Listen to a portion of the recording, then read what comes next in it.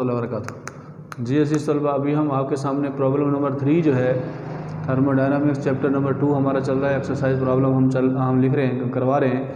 तो उसमें तीसरा प्रॉब्लम है एक्सरसाइज का, गैस एट अ टेम्परेचर। कहता है गैस है जिसका टेम्परेचर जो है वो 333 डिग्री सेंटीग्रेड है, 333 डिग्री सेंटीग्रेड टेम्परेचर है एंड और 20 बार मीन प्रेशर, उसका जो प्रेशर है वो 20 बार है। हैज़ अ वॉल्यूम, जबकि उसका वॉल्यूम जो है 0.06 क्यूबिक मीटर है। ओके, आगे वो कहता है इट इज़ एक्सपेंडेड, उसको एक्सपेंड किया जाता है यानी उसको फैलाया जाता है।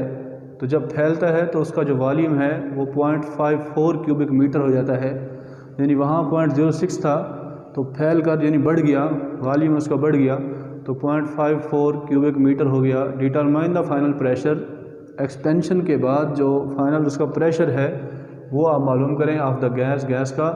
If the temperature of gas, जबकि टेम्परेचर गैस का जो है आफ्टर एक्सपेंशन, फैलने के बाद जो है वो इज़ 30 डिग्री सेंटीग्रेड है। तो ये बात तो अंडरस्टूड है, मैं आपको पहले ही बता चुका हूँ कि जब किसी गैस को एक्सपेंड किया जाता है तो उसका यानी वॉल्यूम जो है वो बढ़ जाता है, ठीक है, और टेम्परेचर भी कम होता है और प्रेशर भी कम होता है एक्सपेंशन में। और जब कंप्रेशन होती है तो वॉल्यूम कम होता है, ठीक है। मिसाल के तौर पर 1 किलोग्राम गैस है, उसको आप 5 किलोग्राम वाले गैस सिलेंडर में डाल रहे हो मिसाल के तौर पर, तो क्या ख्याल है, वॉल्यूम तो बढ़ जाएगा लेकिन प्रेशर भी कम होगा, टेम्परेचर भी कम होगा।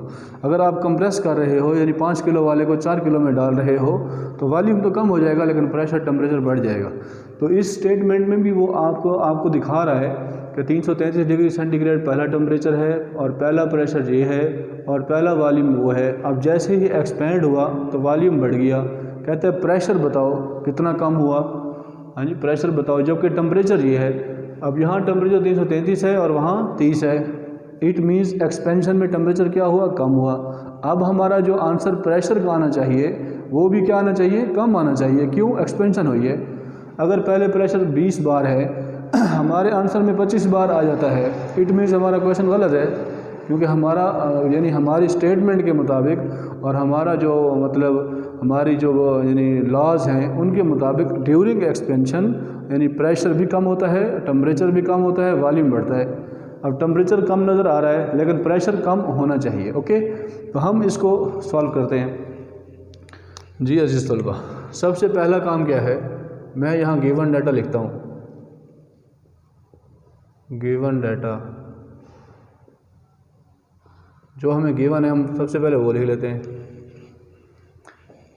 सबसे पहले टेम्परेचर यानी 333 डिग्री सेंटीग्रेड ये गिवन है, 333 डिग्री सेंटीग्रेड, यानी आप लिखेंगे T1, इसको क्या लिखेंगे, पहला टेम्परेचर है। T1 is equal to 333 degree centigrade. याद रखें मैंने आपको पहले कह रखा है कि हम हमेशा ऐसे यूनिट इस्तेमाल करते हैं, डिग्री सेंटीग्रेड ऐसे यूनिट नहीं है, केल्विन ऐसे सिस्टम में टेम्परेचर की इकाई है, तो इसको केल्विन में तब्दील कर दें। तो याद रखें पीछे मैंने एक लेक्चर दिया था टेम्परेचर स्केल के ऊपर, तो उसमें मैंने आपको बताया था कि डिग्री सेंटीग्रेड को केल्विन में कैसे करते हैं। तो डिग्री सेंटीग्रेड को केल्विन में तब्दील करने के लिए आप क्या करते हैं, 273 प्लस करते हैं, 273 प्लस करते हैं तो वो केल्विन में तब्दील हो जाता है। सो इनको आप प्लस करेंगे यानी 333 प्लस 273, इन दोनों को हम प्लस करेंगे तो ये बनेगा 606 केल्विन। ओके स्टूडेंट्स, यानी मैंने सबसे पहला काम मैंने क्या किया, टेम्परेचर लिखा, उसी को फ़ौरन ही मैंने तब्दील कर दिया केल्विन में। ओके, आगे चलें। एंड 20 बार का मतलब क्या है, ये लिखा हुआ है 20 बार, इसका मतलब ये प्रेशर है, बार यूनिट है प्रेशर का। तो सो हम लिखेंगे P1 is equal to P1 first pressure is equal to 20 bar. तो स्टूडेंट्स जैसा कि मैंने आपको पहले बताया है कि हम बार इस्तेमाल नहीं करते, हम इसको ऐसे सिस्टम में कन्वर्ट करेंगे। तो याद रखें ऐसे सिस्टम यानी न्यूटन पर स्क्वायर में कन्वर्ट करने के लिए हम मल्टीप्लाई कर देते हैं इसको 10 to raise power 5 newton over square metre, क्योंकि एक बार में 10 से 5 होते हैं तो 20 में कितने होंगे, 20 multiply by 10 to raise power 5 newton पर square metre. Okay, has a volume of, जबकि उसका वॉल्यूम जो है वो 0.06 क्यूबिक मीटर है। तो ये चूँकि ये पहली बात चल रही है इसलिए ये पहला वॉल्यूम होगा। V1 is equal to 0.06 cubic metre, ये हमारे पास वॉल्यूम आ गया। ओके, अब ये पहली स्टेटमेंट ख़त्म हो गई। इट इज़ एक्सपेंडेड, उसको एक्सपेंड किया गया। अब दूसरा स्टेप शुरू हो गया। टू अ वॉल्यूम ऑफ, अब उसका वॉल्यूम बढ़ गया, एक्सपेंशन के बाद वॉल्यूम बढ़ गया। वो कितना हुआ? V2 इज़ इक्वल टू, अब ये जो वॉल्यूम है 0.54, अब ये हमारा सेकेंड वॉल्यूम है एक्सपेंशन के बाद। सो हम लिखेंगे V2 is equal to 0.50.54 cubic metre. Okay students, आगे वो कहते हैं determine the final pressure. Determine the, ये हमने फाइनल प्रेशर जो है वो निकालना है। चाहे आप इसी के साथ ही लिख लें, यानी इसी में लिखते जाएं, कोई मसला नहीं है। अलग लिखें तब भी ठीक है, टू डिटरमाइन में लिखें तब भी ठीक है, वरना आप इसी में भी लिख सकते हैं। यानी फाइनल प्रेशर का मतलब क्या है? P2 निकालना है। पहला प्रेशर तो दिया हुआ है, तो फाइनल का मतलब P2। P2 is equal to question mark, सवालिया निशान, ऑफ द गैस, गैस का। इफ़ द टेम्परेचर, और टेम्परेचर जो है गैस का after expansion is 30 degree centigrade. इसका मतलब ये दूसरा टेम्परेचर है, क्योंकि पहला टेम्परेचर हमने लिखा हुआ है। सो हम लिखेंगे T2 is equal to 30 degree centigrade. अजीज़ तलबा, जैसे मैंने आपको पहले बताया है कि डिग्री सेंटीग्रेड हम इस्तेमाल नहीं करेंगे, बल्कि हम उसको केल्विन में तब्दील करेंगे। तो केल्विन में तब्दील करने के लिए 30 प्लस 273, 273 इसमें आप प्लस करेंगे।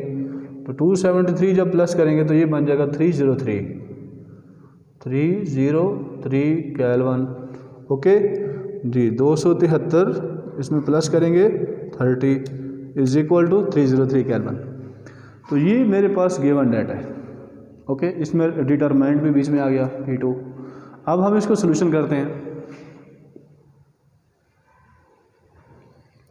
तो सोल्यूशन में देखें, अच्छा स्टूडेंट्स, आप ये देख रहे हैं कि इस क्वेश्चन में उसने कहीं नहीं कहा कि प्रेशर कांस्टेंट है, टेम्परेचर कांस्टेंट है, वॉल्यूम नहीं कहा, एक्सपेंशन हो रही है। इसका मतलब है तीनों चीज़ें मौजूद हैं, प्रेशर भी है, टेम्परेचर भी है, वॉल्यूम भी है। प्रेशर भी है, टेम्परेचर भी है, वॉल्यूम है। और गैस का मैस उसने हमें नहीं बताया कितना है। इट मीन्स कि 1 किलोग्राम गैस है, जब गैस का मैस नहीं दिया हुआ। सो वी विल यूज्ड, हम यूज़ करेंगे जनरल गैस इक्वेशन। ओके, तो क्या है जनरल गैस इक्वेशन, वो मैं लिखना चाहता हूँ। वी नो दैट, आप लिखेंगे फार्मूले में सोल्यूशन के बाद, वी नो दैट, कि हम जानते हैं कि, क्या जानते हो भाई? ये जानते हैं P1 V1 over T1 is equal to P2 V2 over T2। Okay students, ये जनरल गैस इक्वेशन की मसावत है। अगर आपको मालूम नहीं है देन आप मेरा लेक्चर जो है जनरल गैस इक्वेशन का एक लेक्चर है पीछे, तो उसको आप वहाँ से देखेंगे तो आपको पता चल जाएगा कि ये इक्वेशन कैसे आई है। बहरहाल अभी हम क्या करें, इनकी वैल्यूज़ पुट कर दें। P1 की जगह उसकी वैल्यू मैं पुट कर देता हूँ। यानी P1 की जगह क्या वैल्यू पुट करूँ? 20 multiply by 10 to raise power 5, ये मैंने पुट कर दी। P1 की जगह 20 × 10⁵ ज़रब क्या है V1 की जगह ये पुट कर दें 0.06 मल्टीप्लाई बाय 0.06 ओवर T1 की जगह क्या पुट करें? उसकी वैल्यू, यानी 606 kelvin dividing by 606 is equal to P2 की जगह उसकी वैल्यू पुट कर दें।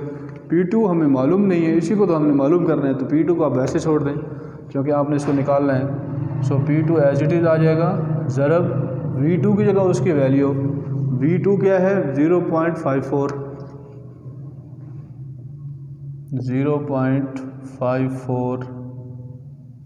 डिवाइडिंग बाय T2 हमारे पास क्या है? ये 303 केल्विन। तो सो हम यहाँ 303 केल्विन जो है वो पुट कर देंगे। अजीज़ तलबा, बहुत ही सिंपल वैल्यूज़ पुट हो गई हैं। अब आप इसको क्रॉस मल्टीप्लिकेशन करेंगे और जो आंसर आएगा वो हम लिखेंगे। ओके, मैं क्रॉस मल्टीप्लिकेशन करता हूँ, इसको इसके साथ और इस रकम को इसके साथ। ओके, तो क्या बनेगा? P2 को हम इधर लाते हैं, तो P2 ज़रब 606 ज़रब 0.54, यानी मैंने P2.54 ज़रब 6 ये मैंने लिख दिया। इसको मल्टीप्लाई इसके साथ करेंगे 20 20 ज़रब 10 टू रेज़ पावर 5 पहले से है, मल्टीप्लाई बाय 0.06 ज़रब क्या करेंगे 303, 20 ज़रब 10 ज़रब 5 ज़रब 0.06 ज़रब 303। ओके, अजीज़ तलबा आगे चलें तो हम इसको मल्टीप्लाई कर लेते हैं। अब 606 ज़रब 0.54, ये देखें 606 multiply by 0.54 is equal to, ये हमारे पास आ रहा है P2 वैसे लिख रहा हूँ मैं, P2 वैसे मल्टीप्लाई बाय इन दोनों को ज़रब किया मैंने आपस में, तो ये आ रहा है 327 यानी 327.24 इज़ इक्वल टू, अब आप इनको भी आपस में मल्टीप्लाई कर लें।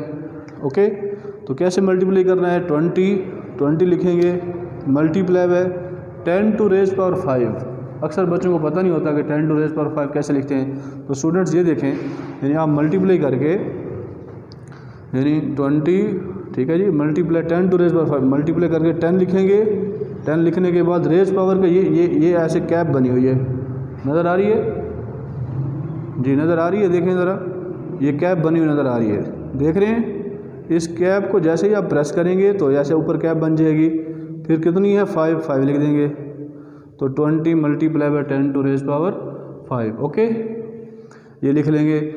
ज़रब करेंगे, ज़रब मल्टीप्लाई फिर करें 0.06, फिर मल्टीप्लाई करें 303 इज़ इक्वल टू, यानी सबको मैंने मल्टीप्लाई किया तो मेरे पास ये आंसर आया 36 और आगे 00, यानी मैं लिखना चाहता हूँ ये आंसर आया 36 और फिर 40, इसके साथ 40 है।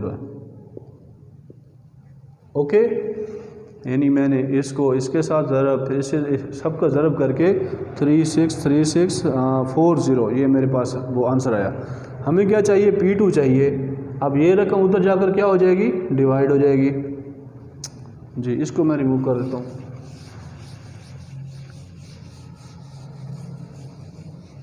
तो यहाँ से मेरे साथ रहिएगा। P2 इज़ इक्वल टू जी, P2 इज़ इक्वल टू ऊपर वो रकम जितनी भी है 3640 और डिवाइडिंग में ये जो रकम ज़रब हो रही है उधर जाकर क्या हो जाएगी, तकसीम हो जाएगी। तो हम इसको तकसीम कर देंगे 327.24 जी। अजीज़ तलबा, P2 इज़ इक्वल टू, अब आप डिवाइड कर दें, dividing by 327.24 is equal to, अब ये हमारे पास आंसर आ रहा है 1 3 दफ़ा 3 टाइम और फिर कामा लगा के उसमें फिर 3 टाइम फिर 1 लगाए, पॉइंट, फिर यहाँ पॉइंट है और फिर 1 अब ये हमारे पास आंसर है। और ये आंसर किस में आएगा, न्यूटन पर स्क्वायर मीटर में। किस में, न्यूटन, क्योंकि प्रेशर है और प्रेशर का यूनिट क्या है, ऐसे सिस्टम में न्यूटन पर स्क्वायर मीटर है। तो सो हमारे पास ये आंसर आ जाएगा newton over square metre. Okay, हमने क्या करना होता है, बार में जवाब देना होता है, क्योंकि हम जानते हैं कि जी, मैं डायरेक्ट कर देता हूँ क्योंकि पिछले न्यूमेरिकल मैंने समझाया है। तो याद रखें, न्यूटन पर स्क्वायर मीटर से 111.111 डिवाइडिंग पे क्या करेंगे 10 टू रेज़ पावर 5, 10⁵ पे जैसे ही डिवाइड करेंगे तो बार में कन्वर्ट हो जाएगा। अगर बार में दिया हो तो मल्टीप्लाई कर देते हैं 10 टू रेज़ पावर 5, अगर न्यूटन पर स्क्वायर मीटर में दिया हो तो डिवाइड करते हैं 10 टू रेज़ पावर 5। अब मैं फिर डिवाइड करने लगा उसी रकम को, ये देखें, डिवाइडिंग बाय, बच्चों को 10 टू रेज़ पावर 5 डालना नहीं आता, बार बार सिखा रहा हूँ ताकि ये गलती ना हो। तो डिवाइडिंग बाय 10 रेज़ पावर, यहाँ से ये कैप लगी हुई है, यहाँ से 5 दबाएंगे इज़ इक्वल टू, अब ये 1.11 आ जाएगा। तो सो P2 इज़ इक्वल टू 1.11, बस दो दफ़ा लिख लें तो बहुत है, 3 दफ़ा भी लिख सकते हैं बार। तो स्टूडेंट्स ये हमारे पास सेकंड प्रेशर है। तो मैंने आपसे एक बात की थी शुरू में शायद आपको याद हो या ना याद हो कि हमारी एक्सपेंशन में प्रेशर कम होता है। प्रेशर क्या होता है? कम। अब वहाँ 20 बार है तो यहाँ कितना है? 1.1 बार। यानी इतनी ठंडी हो गई है वो हवा, वो गैस जो हमारी है उसका जो प्रेशर है वो यहाँ पहुँच गया है। वॉल्यूम के बढ़ने से एक्सपेंशन के बाद वॉल्यूम बढ़ता है। हाँ जी, वॉल्यूम बढ़ता है, टेम्परेचर भी कम होता है, प्रेशर भी कम होता है। आप देख रहे हैं ये टेम्परेचर 333 था, ये 30 पर आ गया। प्रेशर 20 बार था, कहाँ पर आ गया?